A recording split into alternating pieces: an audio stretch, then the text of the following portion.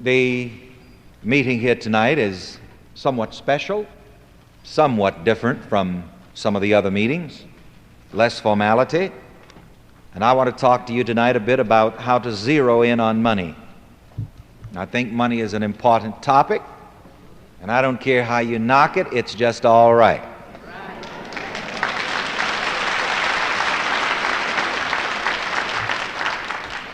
If anybody wandered in by mistake who does not want any more money in his life, why, you'd better hurry and sneak out.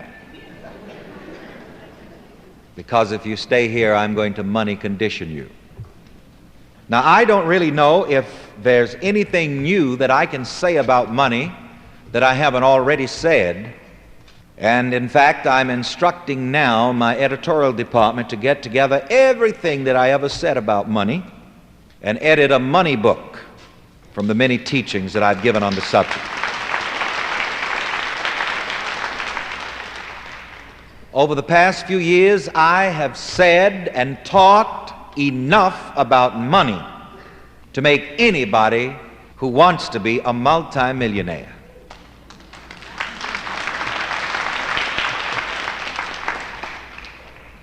As a matter of fact, you don't even have to necessarily know everything that I've said on the subject. Sometimes I give just one idea which has infinite financial possibilities.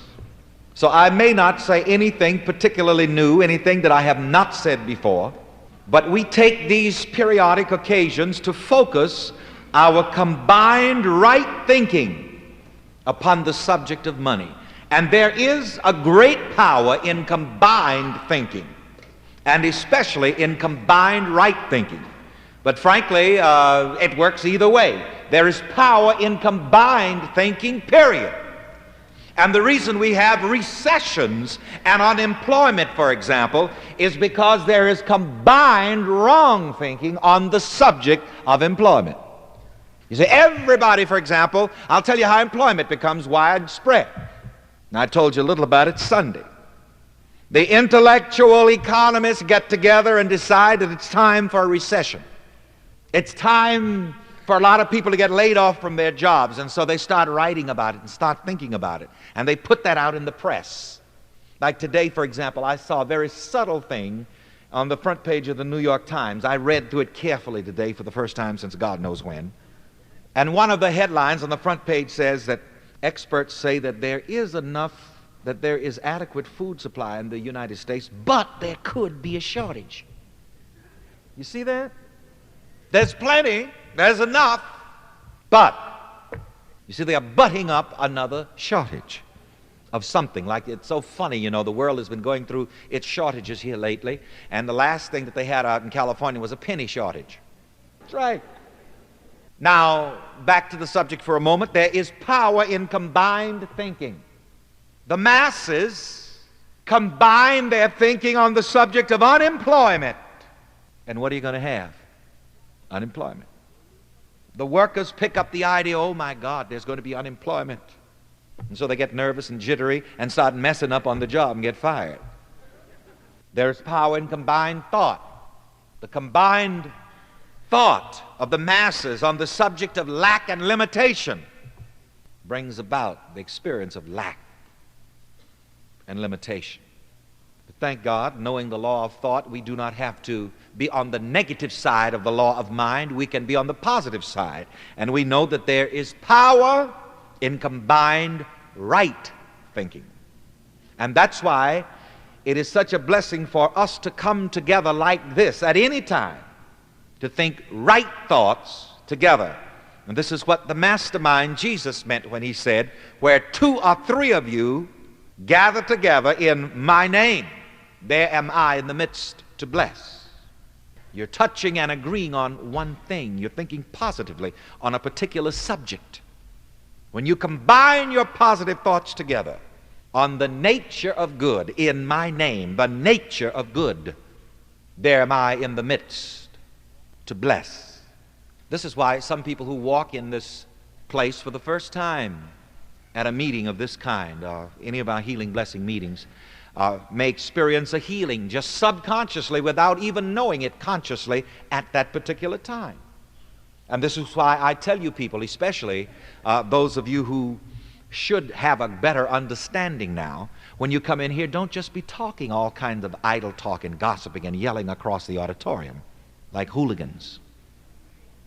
You see, there are other people who come here that we have to help. As someone has said, we have to lend them our counselor. We come here to combine our right thinking. We come here to combine our right believing. We come here to combine our positive thought. There's power in it. And when we come together to do right thinking together, we help each other. Just like the strands of a rope, depending on the size of the rope, and I've seen some terrific ropes. Ropes a foot or more in diameter. But that huge, strong rope is made up of what? Very tiny, fibrous strands. And bound tightly together, that rope is strong, that rope is powerful. And that's what we're doing here tonight on the subject of money, on the subject of success and prosperity, and on the subject of good. Once again, it's not enough just to think right sometimes and don't know how you're thinking the rest of the time. It's something that we must continue to practice. It's not like some of you who come from the fundamentalist background in religion. You know, in fundamentalist religion, you get religion one time, you know, and you got it all. And most people, when they get up to testify, they talk about how they got saved way back in 1902. But you see, this business of right thinking, this business of divine consciousness is an instant, constant thing. You got to keep doing it.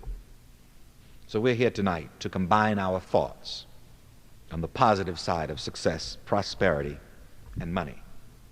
And each time we do it, it strengthens us individually and collectively.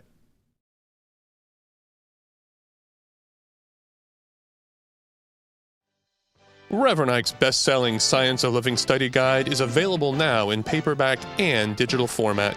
This is the book that has taught millions to use the power of their own thoughts to manifest good health, happiness, love, success, prosperity, and money. Get your copy now and start using your mind to create the life you want.